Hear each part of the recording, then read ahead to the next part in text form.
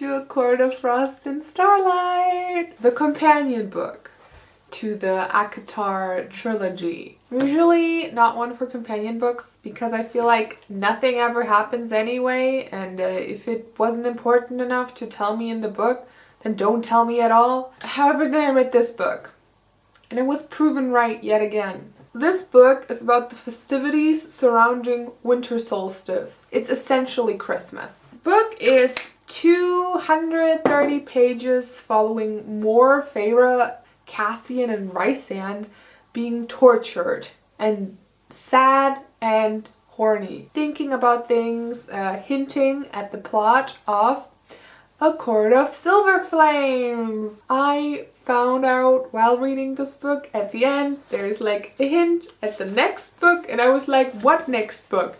And then I found out that there is a 5th book about Nesta and Cassian. Yay!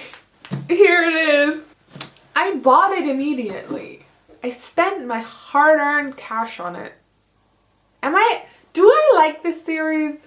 Or do I just finally want Cassian to also get some pussy? So, it's winter. What happens? Well, who's to say? It's snowing. Faerie and Rysand are high-ladying and lording it up in there. They're so great at their job. Okay, so in the beginning of the book, Rysand is at an Illyrian war camp. And there he argues with one of the elders in the camp because solstice is happening, and so the elder in the camp doesn't want women to train because boys deserve a good solstice, so they should prepare it. And then Rysand is like, hey, no, put them back into training. And then Cassian, who got woke over the autumn too, said, boys can cook too. Yes. Oh my god. Rysand has never been woker. He's like, it's okay if they want to cook, but they should have other options. And I'm like, yes! Oh my god.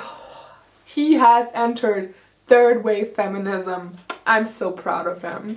But at last, we can only be feminist for so long, because Rysand's other main struggle in the book is being horny. Him and Faerie have been working too hard, and he has not been getting any, which is a cause close and dear to my heart. Last time, he was so horny, he sticked it into her mid-flight, and that's not safe. How did you lose your house? Oh well, our naked high lord flew into it with his wife. It also gets mentioned that there's like a lot of dissatisfaction in the Illyrian war camps, but that just like gets mentioned and then never brought up again. So I guess it will be in the 5th book. Faerie's main story in the book is walking around Valaris shopping and having very humble thoughts. She sees expensive things and says, no, I don't need them. I only buy what I need because I am humble. I know, I am filthy rich, but still humble. Have I mentioned how rich I am? I don't need things. Which is 100% a rich people behavior. Her other activities include walking around and thinking about the people that died in the war and how sad it is that they died, and veteran stuff, like how we should be nice to our veterans. Technically, there's nothing wrong with this. It just gets emphasized so over the top that it becomes comedic to me. Oh, it's also her birthday on solstice, but she doesn't tell anybody because she is too humble to have a birthday.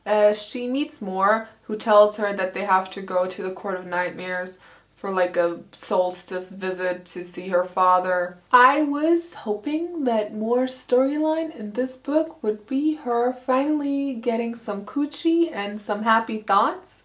But no, it's all about her daddy issues and reliving her past that she never escaped. Before they all go to the Court of Nightmares, which is called Hone City, Rysand's feminism reaches new heights. So when Miss Ma has like planned out her world, was this something that she always thought of, or was this just like a spur of the moment decision? Because I feel like she hates women. Fairies still get their periods, but they get it biannually, and when it's time to go, it's fucking time to go. You're fussing. It's my job to fuss, and besides, you fuss plenty over far more trivial things. Your cycle isn't trivial. I was in a little bit of pain. You were thrashing on the bed as if someone had gutted you. Gone were the monthly discomforts. I thought it a gift. Only 2 months ago, when the first one had happened. In place of those monthly human discomforts was a biannual week of stomach-shredding agony. Even Maja, Rice's favorite healer, could do little for the pain short of rendering me unconscious. The pain slicing from my back and stomach down to my thighs, up to my arms, like living bands of lightning flashing through me. Rice had stayed with me the entire time, stroking my hair, replacing the heated blankets that I soaked with sweat, even helping me clean myself off. Blood was all he said when it objected to him seeing me peel off the soiled undergarments. King. Period. In that, we get introduced to Faerie's other line of thought in the book, which is babies. She thinks a lot about like children and babies, and when it's time to have babies, because it's like really hard if you're a fairy, it can take years, you know. I'm assuming she'll be pregnant by the 5th book. At the Court of Nightmares, Moore's father mentions that the border between the human realms and the fairy realms are not protected because the Spring Court with Tamlin borders that territory, and he has no warriors. Rysand decides to go visit Tamlin. All that stuff from book 3 about forgiveness and the nice things that Tamlin did are forgotten, because now it's time to shit on Tamlin as much as we possibly can. When Rice visits him, Tamlin is all alone. He has no court, no sentries, no friends, and the rest of his land hates his guts because of Faerie's coup from book 3. Rysand does nothing but like insult him and shit on him while he's there. Get out. I wasn't finished, not even close. You deserve everything that has befallen you. You deserve this pathetic, empty house, your ravaged lands. I don't care if you offered that kernel of life to save me. I don't care if you still love my maid. I don't care that you saved her from Highburn or 1,000 enemies before that. The words poured out, cold and steady. I hope you live the rest of your miserable life alone here. It's a far more satisfying end than slaughtering you. Tamlin's green eyes went feral. I braced for it, readied for it, wanted it, for him to explode out of the chair and launch himself at me, for his claws to start slashing. Wanky. My blood hammered in my veins, my power coiling inside me. We could wreck this house in our fight. Kinky. Bring it down to rubble, and then I turned the stones and wood into nothing but black dust. But Tamlin only stared, and after a heartbeat, his eyes lowered to the desk. Get out. But as I winnowed away, the dark wind dripping around me, a strange sort of hollowness took root in my stomach. Tamlin didn't have shields around the house, none to prevent anyone from winnowing in to guard against enemies appearing in his bedroom and slitting his throat. It was almost as if he was waiting for someone to do it. I'm tired of pretending. Maybe I am a Tamlin apologist. Why are we constantly so mad at Tamlin? Honestly, he's not much worse than Rysand. In the first book, Tamlin was pretty great. He was pretty nice. He was the same as Rysand. He always let Faerie choose like stuff and all. And then he came back from being abducted by Amarantha. God knows what she did to him. And he obviously had major PTSD and trust issues after that. That is not to say that I excuse all of his actions. He murdered people who didn't pay taxes. I never told you this. It's just sort of frustrating to see how incredibly unself-aware Rysand is about the entire situation. Have we forgotten that Rysand did absolutely horrible things under the mountain when he was with Amarantha? Yeah, he did it to like protect his friends, but he still did terrible things to people. He killed babies. Tamlin, just like Rysand, also thought he was doing the right thing. He thought he was protecting Faerie too. It's not unreasonable to think that he thought that Rysand had Faerie under a spell. Rysand's whole thing is that he pretends to be this awful, terrible guy to the rest of the world, but to his friends he's actually incredibly kind and he loves his people and Valaris, but nobody's supposed to know about that to scare them away. How was Tamlin supposed to know that the letter Faerie sent him was not just a trick? We forget that Tamlin is incredibly stupid. Rysand murdered just about as many people as Tamlin, plus have we forgotten that he essentially S8'd Faerie every night under the mountain? That he made her put on these degrading outfits and drugged her every night, making her dance sexually on him without her consent. The first book and the rest of the series just don't get along at all, huh? I don't know, man. I'm not like pro Team Tamlin. I'm not like Faerie and Tamlin, let's go. But why are we so compassionate to all of Rysand's mistakes, but we just completely and utterly scrutinize Tamlin for things that he did that were not like unreasonable to do and things done out of his trauma? It was said that Tamlin wasn't a terrible ruler. It was said that his people and his army and the sentries actually loved him incredibly. And even his people liked him, all before Faerie's attempt at a coup. And now everybody hates him for reasons that Faerie kind of fabricated. No, well, not really. He did destroy that library. Like, he did hurt her. Like, Faerie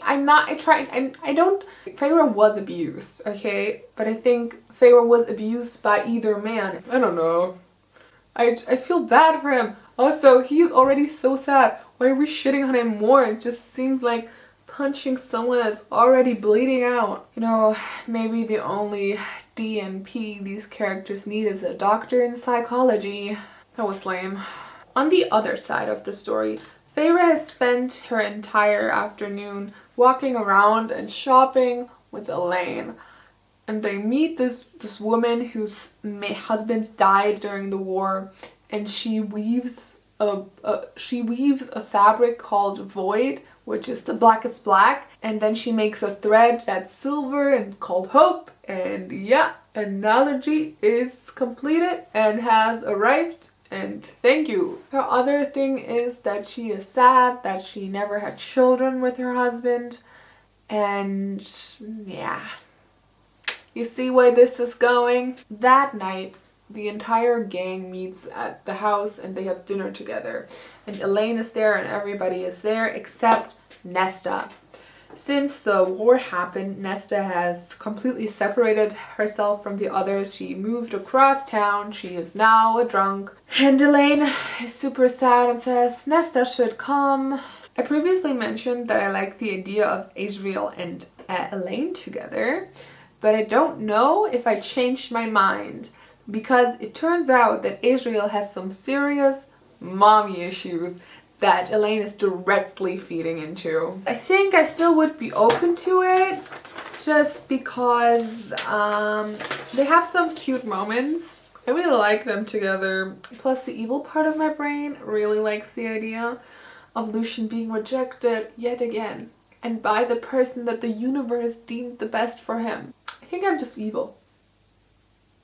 That's not good. After dinner, Faerie decides to go and visit Nesta to ask her to pretty please come to the solstice party. That's, I think, the next day. Nesta is being an asshole as usual and says, no, I'm not coming to the party. This is not my family. Stop pretending that it is. However, Faerie and Rysand are paying for her apartment, and so they say if you don't come, we won't pay your rent anymore. Why are we paying her rent in the first place? Have we forgotten that Nesta sent her 14-year-old sister out to fight and earn money every day because she couldn't be bothered? The next day comes, it's the day of the solstice party. It's also Faerie's birthday. Rysand gives her presents, even though she doesn't want any presents because she is too humble. Rhys, Cassian, and Lucian go away to do some wholesome snowball fighting because they're a big happy family. Ha ha ha. Lucian then arrives. He has not been there. He's with some gifts and some tea time. And guess what? Lucian made some new friends. Apparently he has been staying a lot with Jurian and the bird queen Vasa in some palace in the human world, and I find this utterly adorable. The newest trio in town. He made some new friends. Good for him. They have a cute name too. They're called the Band of Exiles. Adorable. But Faerie is being so pissy about it. And she's like, nah, stay with us here in Valaris. And he's like, no. Your friends suck. And he has brought a gift for them. But then he leaves again to be with his Band of Exiles. Oh, it's so cute. Do you think they have a Christmas tree? Do you think they give each other Christmas presents? Do you think they gave Vasa a bird feeder? Elaine still doesn't like him. Good for her. It's now time for the festivities and the parties. Everybody gives each other gifts, and then dramatically Nesta arrives and she just sits there and stuff. And then it's time to leave and the party is over. Cassian has been basically ignoring Nesta the entire time, but then as Nesta leaves, he runs out after her and says, hey, let me walk you home. And she's like, no. And he's like, yeah. And then he's like, I have a gift for you. And then she's like, I don't want it. And then they fight. You should be nicer to your sisters. And she says, mind your fucking business. Who cares? What does he see in her? She then goes home alone to her seedy apartment and he flies over her to see that she arrives safely. Cassian technically has his own storyline, but it's just him in like the Illyrian war camps being like, oh, the Illyrians are also backwards and they killed my mother, but I still want to be a part of them. I know what you're thinking. Something's missing there, and it is. The book has been incredibly blue-balling you. After the party, Rysand winnows them to the cabin from book 2. You know, it's time to go. It's time to leave the book with a bang. Oh, all of her dresses that Faerie apparently wears have been made by Rysand's mom. And I'm like, the amount of times these dresses are mentioned in these scenes and how he rips the dress off her. I'm like... And then, before they do it, Faerie has finally decided she is ready for a baby. And she tells him, and he's like, oh, I want a baby too, let's have babies. But then, I'll read it to you, okay? Shall we begin tonight, mate? My toes curled, that was the plan. Do you know what my plan was? Another kiss, this one to the hollow of my throat as his hand slipped around my back and began to undo the hidden buttons of his mom's dress. Oh god. That precious beautiful dress. I arched my neck to give him better access and he obliged, his tongue flicking over the spot he'd just kissed. My plan, he went on, the dress sliding from me to pool on the rug, involved this cabin and a wall. My eyes opened just as his hands began to trace long lines along my bare back, lower. Then he was standing naked before me, wings slightly flared, muscled chest heaving, showing me the full evidence of just how ready he was. Do you want to begin at the wall or finish there? His words were guttural, barely recognizable, and the gleam in his eyes turned into something predatory. Rice didn't wait for my answer before kneeling before me, his wings draping over the rug, before he pressed a kiss to my abdomen, as if in reverence and benediction. Something so gross about sex for children. Then pressed a kiss lower, lower. My hand slid into his hair just as he gripped one of my thighs and hoisted my leg over his shoulder. My head hit the wood with a soft thud as Rice lowered his mouth to me. He took his time. I think about you, about this every damn hour, he purred against my skin, about the way you taste. But mostly I think about this, how you feel around me, Faerie. He drove into me exquisite and relentless. Blah blah blah. He gave me everything I wanted, the unleashed pounding of him inside my body, the unrelenting thrust and filling and slap of skin on skin, the slam of our bodies against wood, night singing all around us, stars sweeping by like snow. And then there was us, mind to mind, laying out on that bridge between our souls. We had no bodies here, but I felt him as he seduced me, his dark power wrapping around me, licking at my flames, sucking on my eyes, scraping claws against my own. I felt him as his powers blended with mine, ebbing and flowing in and out until my magic lashed out, latching onto him, both of us raging and burning together. All while he moved in me, relentless and driving as the sea, over and over, power and flesh and soul, until I think I was screaming.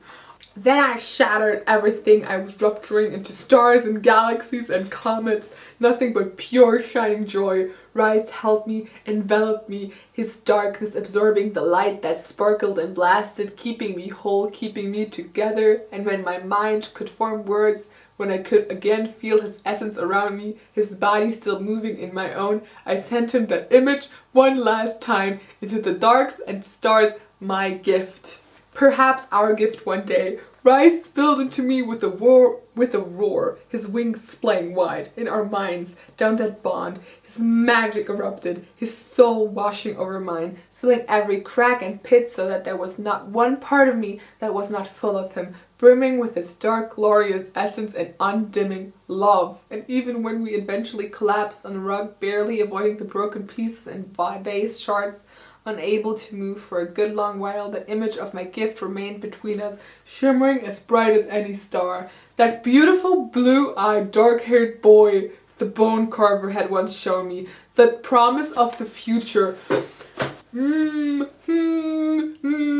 I don't know about that. That's weird. Yeah, no. The next day, now that he's not as horny anymore, Rysand decides to visit Tamlin again about the border.